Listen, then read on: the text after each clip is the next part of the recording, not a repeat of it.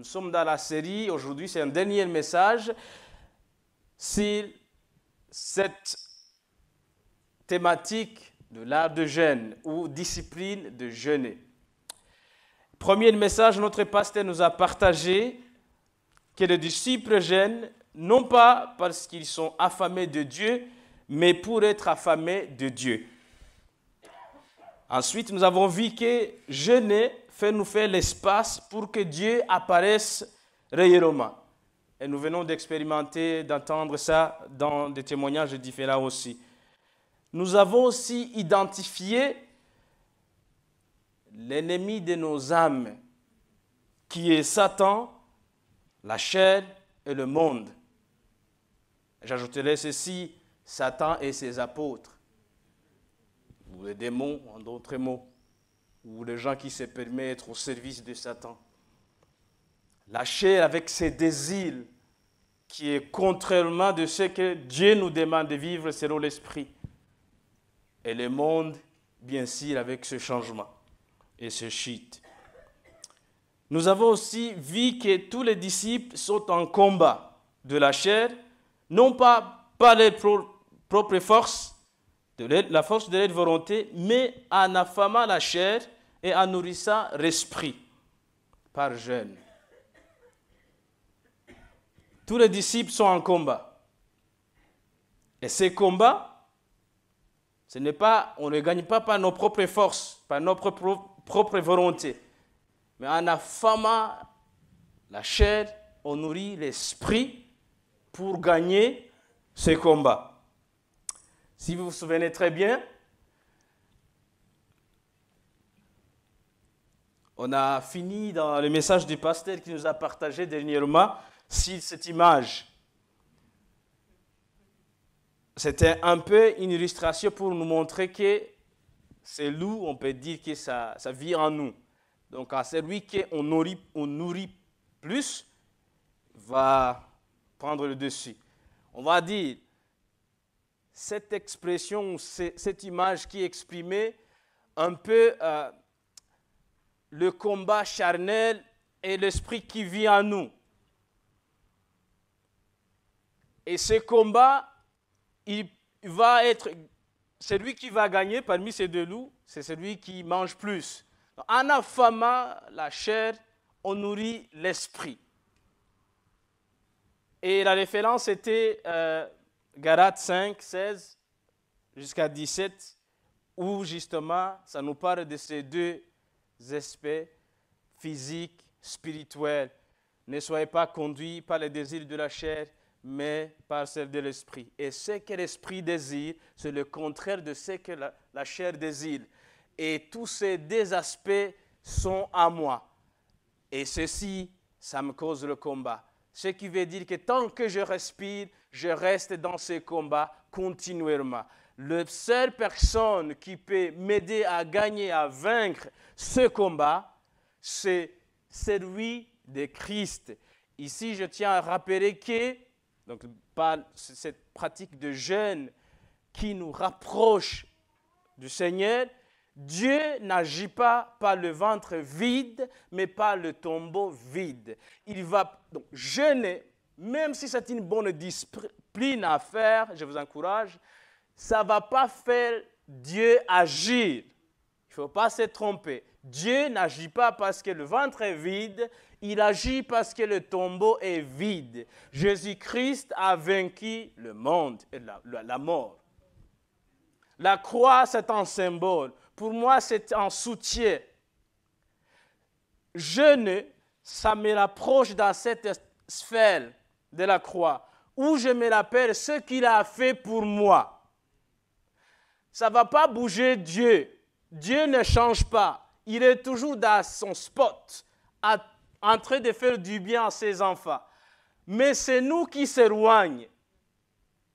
En jeûnant, en affamant le corps et en nourrissant l'esprit par sa parole, ça nous ramène plus proche de cet espace, près de la croix. Nous nous rappelons de ce qu'il a fait. Et c'est en ce moment-là qu'on est sensible. Aujourd'hui, j'aimerais parler à cette sensibilité. Sur cette image, Job a dit ceci. Le sol de l'homme sur la terre n'est-il pas celui d'un soldat et sa vie n'est-elle pas celle d'un ouvrier? La vie ici-bas, c'est un combat. C'est comme celle d'un soldat. La vie d'un soldat dans son uniforme, c'est le combat. Il est toujours prêt pour le combat. Même quand il n'y a pas de combat, un soldat, il est toujours prêt. Il sait qu'à n'importe quel moment, le combat peut commencer et lui, il est prêt toujours.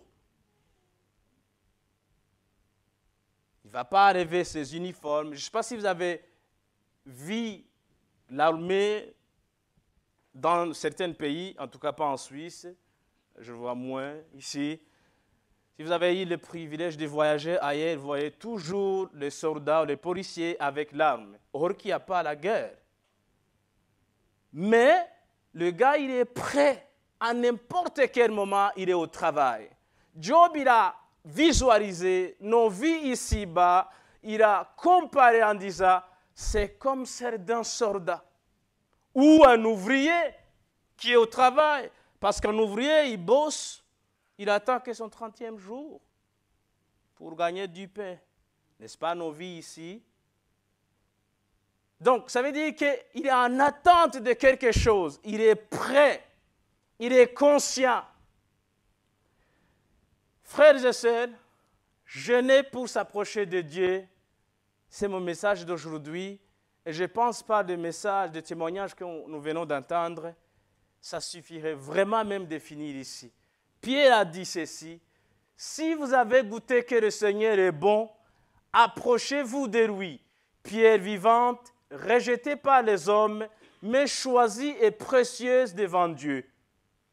Et vous-même, comme des pierres vivantes, édifiez-vous pour former une maison spirituelle, en saint sacerdoce, en fait d'offrir des victimes spirituelles agréables à Dieu par Jésus-Christ.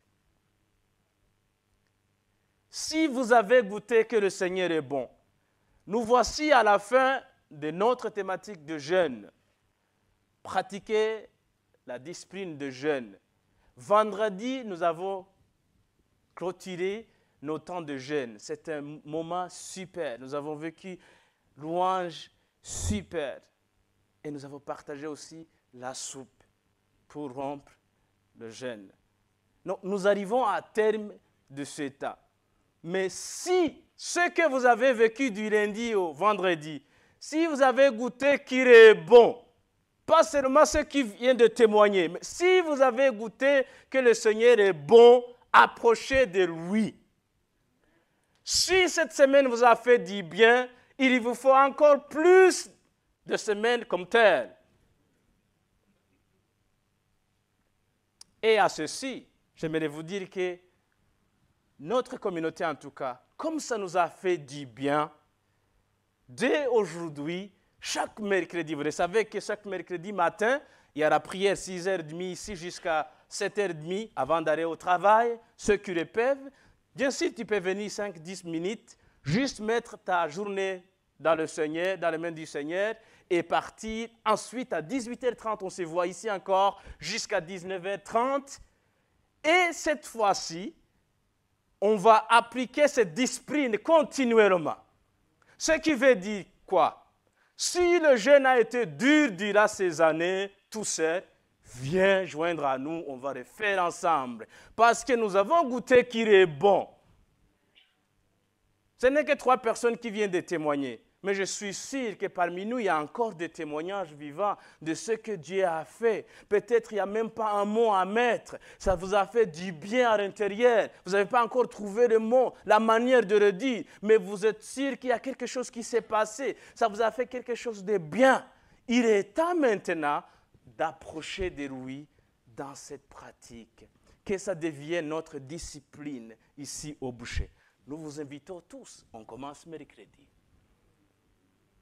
Et si c'est très difficile chez vous, ou les odeurs de repas, c'est très tentant, ici, il y a une salle dédiée pour vous. Vous pouvez venir avec votre Bible, affamer votre chair pour manger, nourrir l'esprit par la parole de Dieu. Vous amenez votre Bible, vous vous mettez ici, il y a une chambre pour vous, pour prier, pour plaider. Amen. Si vous avez goûté qu'il est bon, approchez de lui. Jeûnez pour s'approcher de Dieu. Il est temps, frères et sœurs, pour s'approcher de Dieu. C'est la seule manière à vivre avec l'Éternel, à vaincre ces trois ennemis de nos âmes, Satan, la chair et le monde. Ce n'est pas sa grâce. Alors, nous avons terminé le jour de jeûne, mais le jeûne n'est pas fini. C'est seulement une saison qui vient de prendre sa fin. Mais le jeûne n'est pas fini. Nous vous invitons tous. Amen. En Matthieu 3, nous trouvons une histoire de Jean-Baptiste. Jean-Baptiste, il est venu, prêcha la bonne nouvelle, et il disait quelque chose. Il disait, repentez-vous, car le royaume des cieux est proche. Jésus-Christ à Matthieu 4 aussi, c'est le même message. Repentez-vous, car le royaume de Dieu est proche. C'est le message de Jésus-Christ. Et qu'il soit aussi pour moi aujourd'hui. Repentance, se rapprocher de Dieu, c'est d'aller dans ce rayon où nous nous rappellerons de ce qu'il a fait. Et la plupart des temps, si vous lisez vos Bibles, vous allez voir que là où les gens ils ont confronté la présence de Dieu, première chose qui se manifeste, c'est repentance. Dans le jeûne groupé, dans l'Ancien Testament, la plupart des temps, quand le peuple de Dieu se met ensemble, première étape, se repentir et se détourner vers le Seigneur. Qu'est-ce que ça nous dit aujourd'hui? Repentance, c'est une des clés primordiales pour celui qui jeûne ou celui qui veut marcher vraiment avec le Seigneur. Du moment que tu es dans ce rayon de ce qu'il a fait. Je vais m'appuyer sur cette croix comme une image. Je vais imaginer qu'ici, autour de moi, il y a un cercle. Si je suis très loin du cercle, aussi, par exemple, le cercle qui se termine ici, je vais m'imaginer que ici, c'est dans le rayon vraiment où, imaginons qu'ici, il y a les magnétiques, les aimants, il y a, comment on dit ça? Le champ magnétique. Et que ce champ magnétique se termine par ici. Si je suis ici, bien sûr que je ne vais pas sentir le champ magnétique de cette croix. Mais si je m'approche dans le cercle, bien sûr que je vais sentir le champ magnétique de la croix. Bien d'accord? Ça c'est physique, mais ce n'est pas compliqué. Ça ne demande pas beaucoup d'études. Qu'est-ce que ça veut dire par là?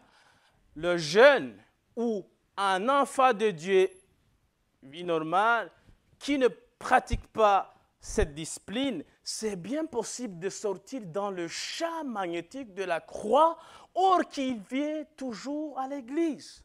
Or qu'il attend toujours dans des soirées, ou soirées de louange, bien sûr. Pas d'autres, hein? Ou le temps de louange, de culte comme aujourd'hui. Donc, c'est bien possible d'être là sans sentir le champ magnétique de ce qu'il a compris Jésus-Christ. Mais le jeûne, c'est une pratique qui va taper fort la chair et travailler l'intérieur pour me rapprocher de ce champ magnétique. Du moment où je suis dans ce champ magnétique de cette croix, je vais sentir. Et c'est qu'on sent quand on est proche du Seigneur, c'est sa sainteté. Du coup, ça met à la surface nos mauvaises actions peut-être. C'est là où la colère va être à la surface. Et c'est là où la parole va dire, tape là. Parce que tu es dans le champ magnétique. Notre sœur, elle va vivre, le jeûne c'est difficile, elle va essayer. Vous savez, l'ennemi de nos âmes, Satan, la chair et le monde. Et puis, il va avoir des voix qui me disent, ben, tu peux manger, ça va, c'est pas grave. Puis il va manger, c'est permis, non? Mais par contre, ces actions, ces agitations, ces colères, ça va continuer à monter. Mais un jour, par la grâce de Dieu, la lumière va briller et lui dire, mais ma soeur, c'est ma fille, ça c'est Dieu qui parle, ma fille, c'est le temps peut-être d'y travailler là-dessus. Du coup, il va dire, je vais essayer, je sais que c'est difficile. Et cette persévérance va lui amener dans ce champ magnétique. Dans le champ magnétique, qu'est-ce qui va venir à la surface? C'est la colère, c'est l'irritation. Et du moment où elle visualise ça, elle va taper là, là. Frères et sœurs, loin de ce champ magnétique, on peut vivre la vie, on chante, on peut venir, le visage, on sortira ici, visage, parce qu'on est très loin de ces champs magnétiques. Mais cette pratique tape fort le corps pour qu'on puisse sentir ça. Regardons quelques exemples de gens qui se rapprochaient du Seigneur pour sentir ce que je viens de vous dire. Vous vous rappelez cette histoire de Simon? C'était après la pêche miraculeuse. Jésus-Christ, il va leur dire, jette les filets, ils vont jeter les filets, long story short, ils vont attraper beaucoup de poissons. Simon, il va prendre conscience de la personne qui est proche de lui. Il va dire, Seigneur, va loin de moi parce que je suis pécheur. Alors, pensons un petit peu. Le gars, son job, c'est d'attraper les poissons. Et c'est le moment des bonnes pêches. Mais, il va dire, j'imagine que ce qui se passe, c'est que Simon, à ce moment-là, il voit qu'il est dans le champ de celui-là qui donne la vie, et ce qui monte sur la surface, c'est ses péchés. Et je vous rappelle, quand ça monte à la surface, ce n'est pas pour nous condamner. C'est pour nous amener dans la bonne direction, frères et sœurs. La pratique du jeûne nous amène toujours vers ce champ magnétique où nous pouvons sentir sa présence. Et souvent, dans la Bible, vous vous rappelez Moïse. Moïse, quand il va voir le feu là, le buisson qui brûle, sans brûler, il va dire, mais c'est quoi ça? Il va s'approcher du champ magnétique. Arrivant près du champ magnétique, qu'est-ce qu'il va entendre? Ou cette force, excusez-moi du terme champ magnétique, c'est pas vraiment ça, c'est juste la manière de dire. La présence, on va dire présence, on allait à la physique. Du moment où il va être proche de ces présences, il va entendre une voix qui dit « ôte tes chaussures » parce que l'endroit où tu es, c'est saint. C'est le premier indicateur pour moi et pour toi. Du moment où tu es dans la prière et vraiment que tu sens qu'il y a quelque chose qui monte à la surface, c'est un message pour toi pour que tu puisses se débarrasser de ça. Pourquoi ça, c'est bien pour toi et pour moi? Ésaïe dit ceci, 59. « Non, la main de l'Éternel n'est pas trop courte pour sauver, ni son oreille trop dure pour entendre, mais ce sont vos crimes qui mettent une séparation entre vous et votre Dieu. Ce sont vos péchés qui vous cachent sa face et l'empêcha de vous écouter. » Frères et sœurs, nous avons identifié l'ennemi de nos âmes. Maintenant, on peut dire que l'ennemi de Dieu, c'est le péché. Dieu ne haït pas le pécheur, mais il haït péché. Il appelle le pécheur de venir auprès de lui pour sentir sa présence, afin de lui montrer la voie mauvaise qui n'est pas bonne et le conduire dans la bonne voie. Parce que dans son cœur, il veut que personne ne périsse, mais que tous aient une vie éternelle. C'est son appel. Mais comme le péché, c'est l'ennemi de Dieu depuis le début. Le péché a fait sortir Adam et Ève dans l'Éden. Le péché a fait brûler la ville de Sodome et Gomorrhe. Le péché a fait écouler le premier monde de Noé et celui qui a construit le grand truc. Arche de Noé, merci beaucoup. Ça, c'est le péché. Le péché, c'est l'ennemi de Dieu. Dieu n'a pas l'histoire à faire avec le péché. Mais il appelle le pécheur de venir auprès de lui pour les sauver le mal que le péché peut amener. Le péché construit une mur entre nous et Dieu. Tu peux jeûner, tu peux prier, tu peux pleurer, tu peux... tout ce que tu... S'il n'y a pas la repentance, ça ne marchera pas. Le royaume des cieux ne consiste pas que des paroles, mais la puissance. Et cette puissance nous dit, ôtez-vous des choses si vous venez dans ma présence. Raison pour laquelle nous nous encourageons tous ensemble de se rapprocher de lui et de ne pas jeter cette clé de repentance à côté. C'est bien facile de couvrir la voix qui monte en nous, qui nous dit « Hé, ça, ma fille, ça, mon frère, mon fils ». Et on peut le couvrir, continuer, chanter, louer, faire tout ce qu'on fait, mais en certains moments, Dieu nous dit « Venez auprès de moi ». Venez et prêtons, dit l'Éternel. Si vos péchés sont comme cramoisis, ils deviendront blancs comme la neige. S'ils sont rouges comme la pourpre, ils deviendront comme la laine. Si vous avez de la bonne volonté et si vous êtes docile, vous mangerez la meilleure production du pays. Mais si vous résistez et si vous êtes rebelle, vous serez dévorés par la grève, car la bouche de l'Éternel apparaît. Ça, c'est le principe de notre Seigneur. Il est qui il est. Il y a sa principe. Il nous dit, le péché, c'est mon ennemi. Viens vers moi. Ces deux loups habitent en vous. Vous nourrissez l'autre, il va gagner.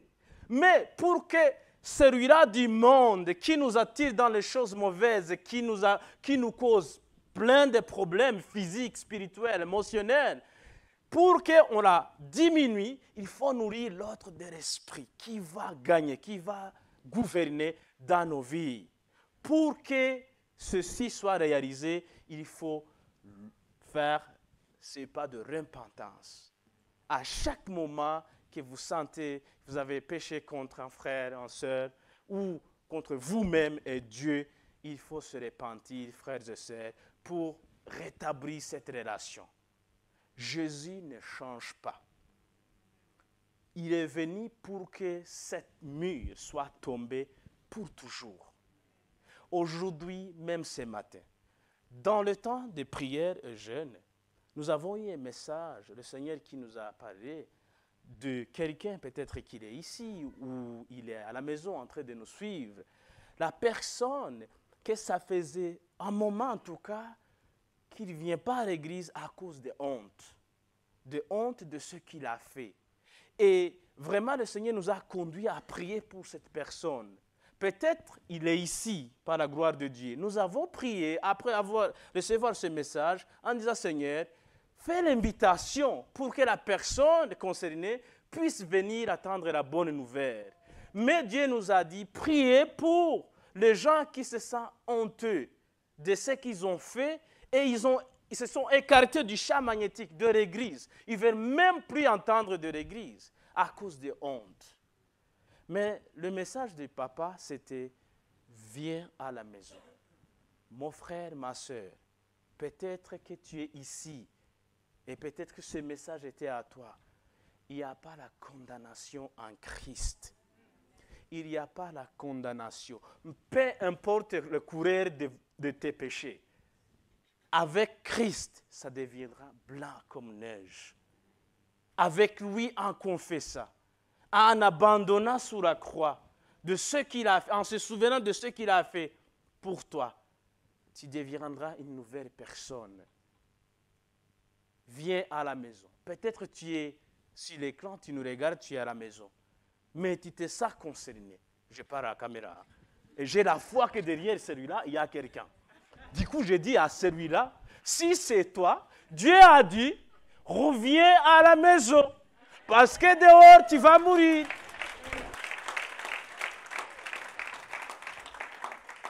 N'est-ce pas la foi, non? Amen. Une démonstration de ce que tu ne vois pas.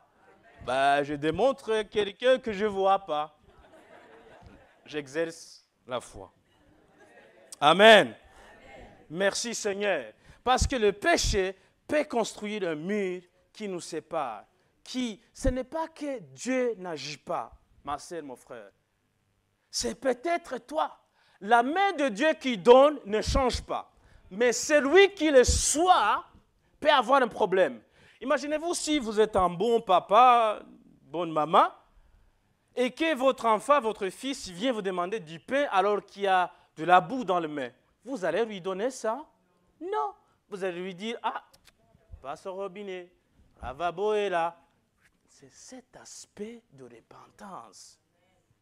Et c'est normal dans ce marche parce qu'il y aura toujours des hauts et des bas. Je vous parle, mais je me parle à moi-même aussi. Ça me concerne. Même la Bible nous dit, si vous péchez, il ne faut pas attendre que le soleil soit couché. Vous connaissez ce verset? Ça veut dire, fais vite. Ça va arriver, mais n'attends pas que le jour passe. Et je peux vous garantir que bien souvent, ça nous arrive. Mais si vous êtes ici et vous êtes concerné, vous n'êtes pas condamné. Vous êtes appelé à venir. Je finis par ça. Je viens ici. S'approcher de Dieu dans le jeûne, l'équipe de musique, vous pouvez monter, suscite un cœur humble. La repentance est une sensibilité spirituelle. Je termine par cette histoire d'Anne qu'on a lu dans la semaine passée. Cette dame âgée de 84 ans qui se tenait dans le temple de l'Éternel pour jeûner et prier. Et ça travaillait la sensibilité, tellement que quand ils ont amené l'enfant dans le temple, la sensibilité dans cette présence, ça lui a montré que c'est Jésus-Christ. Siméon, lui, il s'attendait, il avait une promesse. Il savait qu'il ne va pas se partir sans recevoir le Sauveur. Lui, il attendait quelque chose, mais Anne n'avait pas une promesse de ça. Mais à cause de se tenir proche de la croix, proche de là où il y a la présence de Dieu, ça a travaillé la sensibilité tellement qu'elle a gagné. Il y avait la foule, mais Anne savait que c'est le Messie. David, après avoir péché, il a pleuré, plaidant le Seigneur qui sauve l'enfant qui venait de naître dans le péché. Parce que Dieu est juste. Des fois, il va pardonner, mais les conséquences du péché peuvent y avoir. Malgré ça, même dans les conséquences, il nous accompagne. David a pleuré, a pris le jour de jeûne. Son ventre était vide. Mais Dieu n'a pas fait ce que David demandait. L'enfant, il est mort. Mais ça a positionné David dans le champ de présence de Dieu, tellement qu'après, malgré que l'enfant il est parti, il a demandé à manger. Jeûner, des fois, ça ne va pas donner de résultats que tu cherches. Mais ça va te mettre dans la bonne position de soumettre cela à la volonté de Dieu et garder la joie du salut. Il peut donner le visa ou pas, il restera Dieu. Mais toi, parce que tu as prié, tu as jeûné, tu récolteras la force qui te gardera dans la présence de celui qui fait tout. Ça changera l'attitude de celui qui demande. Celui qui donne n'a pas un problème. Celui qui demande aura un problème de ne pas recevoir ce qu'il a demandé, mais il aura la bonne position. As-tu jeûné pour prier pour quelque chose? As-tu vu le résultat que tu attendais? Peut-être que tu n'as pas vu ce que toi tu attendais, mais Dieu a fait quelque chose. Je t'invite à ouvrir les yeux, à chercher pour voir ce qu'il a fait. Certainement, il a fait quelque chose. C'est en restant dans ses présences que tu peux sonder ce qu'il a fait. Peut-être qu'il ne va pas agir comme tu as demandé. Peut-être l'enfant mourra, mais tu garderas la position de témoigner. Vous avez entendu dans le témoignage, un fils j'en parle en tant que parent, père, je ne sais pas cette position la tenir. Ce n'est que Dieu qui peut te tenir à témoigner après cette tragédie. Restez dans cette sphère de présence de lui qui peut tout. Demande-lui cette sensibilité spirituelle. Repentez-vous là où il va mettre les choses à la surface, parce que ce n'est qu'après ça qu'il fera ce que l'homme ne peut pas faire.